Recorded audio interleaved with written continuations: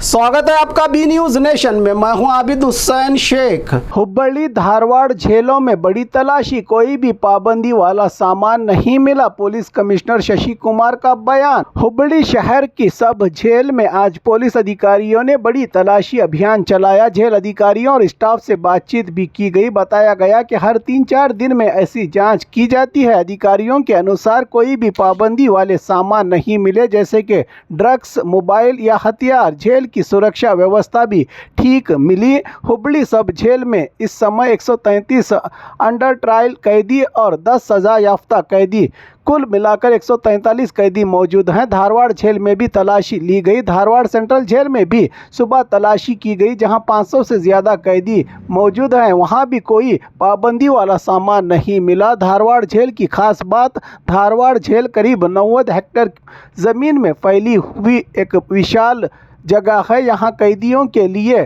Positive activities चलती हैं। Canteen और बेकरी, डायरी में 50 से 60 गाय, बुनाई और दूसरी ट्रेनिंग दी जाती है। कैदियों को यहाँ की बेकरी में बनने वाली चीज़ें, ब्रेड, केक, क्रीम बन और मिक्सर काफ़ी मशहूर है और लोग उन्हें एडवांस में बुक करते हैं।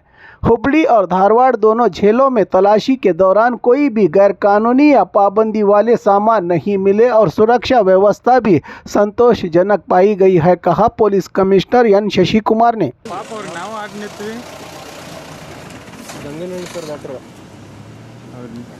ನೀವು ಆಡ್ನಿತ್ತು ಅವ್ರ ಗಾಡಿ ಬಂದು ಗಡೀರಿ ಇಷ್ಟೆಲ್ಲ ಬಂದೋಬಸ್ತ್ ಒಳಗೆ ಮೊಬೈಲ್ ಸಿಗುತ್ತೆ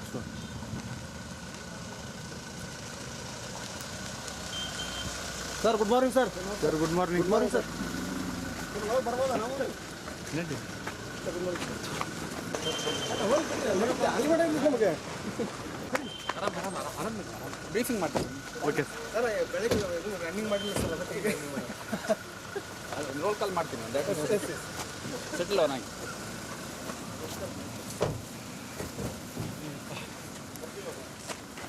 ಇಷ್ಟು ಇಂಪಾರ್ಟೆಂಟ್. ಇನ್ನೇ ಕ್ರಿಕೆಟ್ ಆಡೋಕ್ಕೆ ಕಾಲ್ ಮಾಡ್ತಾವೆ ಸರ್. ಹೌದಾ? ನೋಡೋಕೆ ನೀನು ಎಷ್ಟು ಸರ್ ಮ್ಯಾಚ್ ಝೂಮ್ ಅಂತ ಹೊಡಿದ್ರೆ ಹೇಳ್ತಾರೆ. ಜಂಪ್ ಮಾಡೋ ಟೈಮ್ನಾಗ ಅದು ಕಂಪ್ನಿ ಕನೆಕ್ಷನ್ ಕೊಟ್ಟರು. ಹಾಗಾಗಿ ಕಾಲಿನ ಒಂದು ಆಗಿರಲಿಲ್ಲ.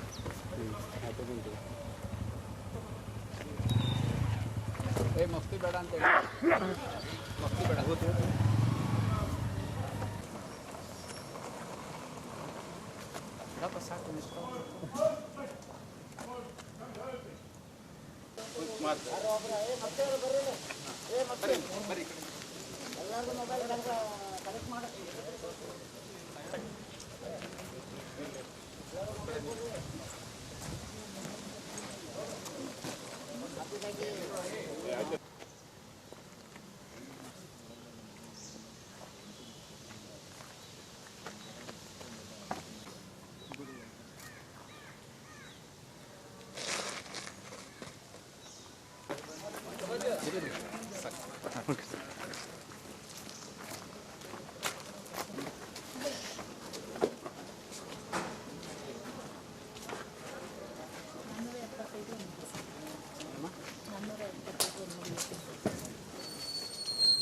ಸಾಕು ಓಕೆ ಸರ್.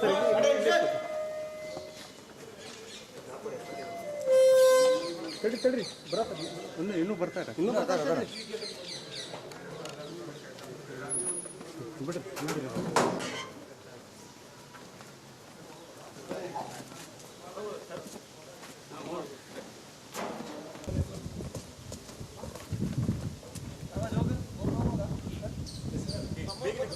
ಏನೋ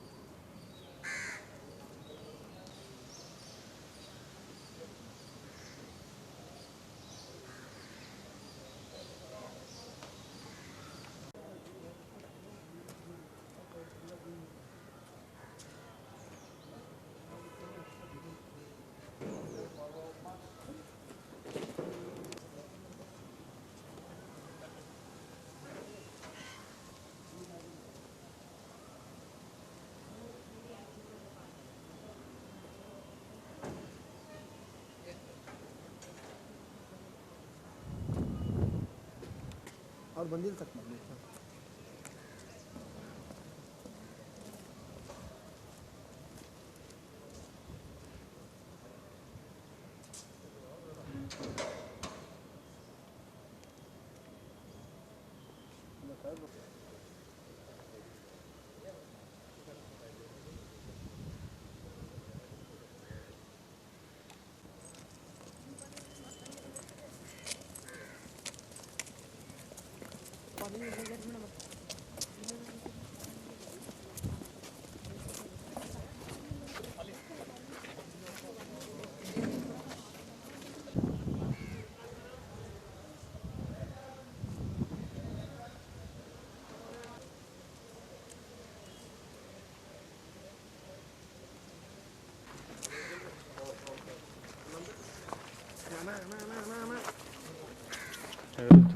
ಮೇಡಮ್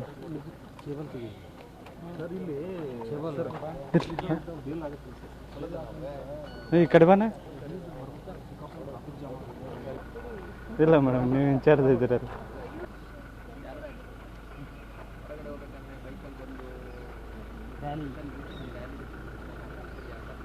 ಅಧಿಕಾರಿ ಮತ್ತು ಸಿಬ್ಬಂದಿಗಳ ತಂಡ ಒಂದು ದಾಳಿಯನ್ನು ಮಾಡಿ ಇಲ್ಲಿರುವಂತಹ ಸುಮಾರು 475 ಜನ ಇನ್ಮೇಟ್ಸ್ ಏನಿದ್ದಾರೆ, ಅದರಲ್ಲಿ 453 ಜನ ಮೇಲಿದ್ದಾರೆ ಮತ್ತು 22 ಫೀಮೇಲ್ ಇದ್ದಾರೆ.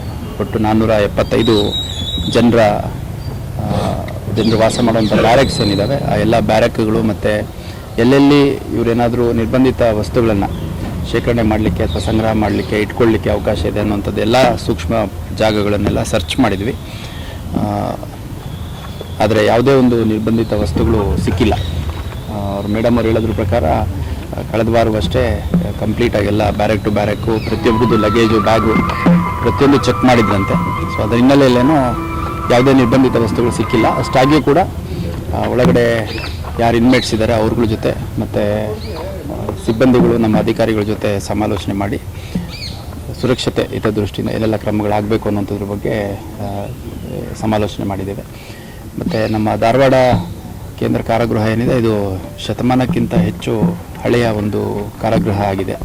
ಹಾಗಾಗಿ ಇಲ್ಲಿ ಭಾಳ ಉತ್ತಮ ರೀತಿಯಲ್ಲಿ ಎಲ್ಲ ವ್ಯವಸ್ಥೆಗಳು ಒಳಗಡೆ ಇರೋದನ್ನು ಮತ್ತು ತುಂಬ ಸ್ಪೇಷಿಯಸ್ ಆಗಿದೆ.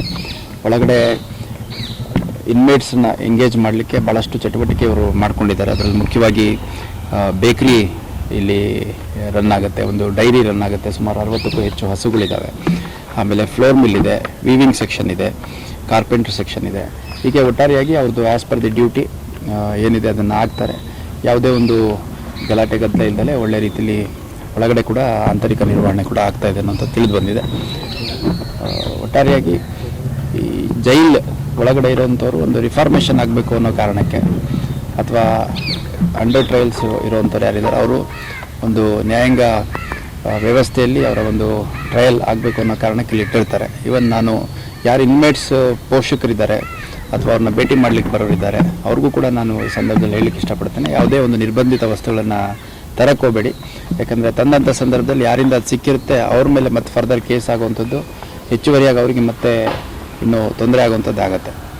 ಅದ್ರ ಜೊತೆಗೆ ಇಲ್ಲಿನ ನಮ್ಮ ಅಧಿಕಾರಿಗಳಿಗೂ ಕೂಡ ಕೇವಲ ನಮ್ಮ ಅಧಿಕಾರಿ ಸಿಬ್ಬಂದಿಗಳು ಅಷ್ಟೇ ಅಲ್ಲದೆ ಭಾಳಷ್ಟು ಜನ ಅಲ್ಲಿ ಒಳಗಡೆ ಬೇರೆ ಬೇರೆ ವಿಷಯಗಳಿಗೆ ಕೆಲಸ ಮಾಡಲಿಕ್ಕೆ ಬರ್ತಾರೆ. ರಿಪೇರ್ ವರ್ಕ್ ಇರುತ್ತೆ, ಕನ್ಸ್ಟ್ರಕ್ಷನ್ ವರ್ಕ್ ಇರುತ್ತೆ, PWD ಅವ್ರು ಬರ್ತಾರೆ.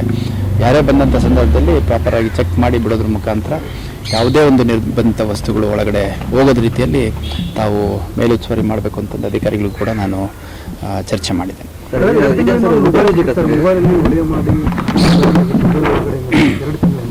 ಆಗ ಅದು ಕೇಸ್ ಒಂದು ಮಾಡಿದ್ರು ಅನ್ಸುತ್ತೆ. ಕೇಸ್ ಮಾಡಿದ್ರು ಸರ್, ಮೊಬೈಲ್ ಇರಲಿಲ್ಲ, ಹೊರಗಡೆ ಯಾರು ಬಿಟ್ಟಿದ್ದಾರೆ ಸರ್ ಮೀಡಿಯಾದಲ್ಲಿ. ಅಲ್ಲ ನೋಡಿ, ಇವಾಗ ಹೆಂಗಾಗುತ್ತೆ, ಒಳಗಡೆ ಇರೋರು ಮಾತಾಡಬೇಕು ಅಂದರೆ ಹೊರಗಡೆ ಒಂದು ಮೊಬೈಲ್ ಏನಾಗುತ್ತೆ, ಕೆಲಸರು ಡಿಸ್ಟ್ರಾಯ್ ಮಾಡಿರ್ತಾರೆ. ಅದ್ರ ಬಗ್ಗೆ ಸ್ವಲ್ಪ ಅದಾದ ನಂತರ ಇನ್ನೂ ಹೆಚ್ಚು ಅವರು ಸೂಕ್ಷ್ಮವಾಗಿ ಎಲ್ಲ ಪರಿಶೀಲನೆ ಮಾಡುವಂಥದ್ದು ಮಾಡಿದ್ದಾರೆ.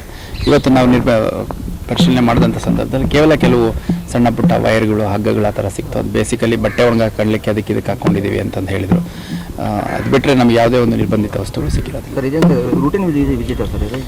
ರೂಟೀನ್ ವಿಸಿಟ್ ಅಂದರೆ ಭಾಳಷ್ಟು ಬಾರಿ ನಾವು ಮಾಡಿದ್ದೀವಿ. ನಾನು ಬಂದಮೇಲೆ ಒಂದು 5-6 ಸರ್ಚ್ ಮಾಡಿದ್ದೀವಿ.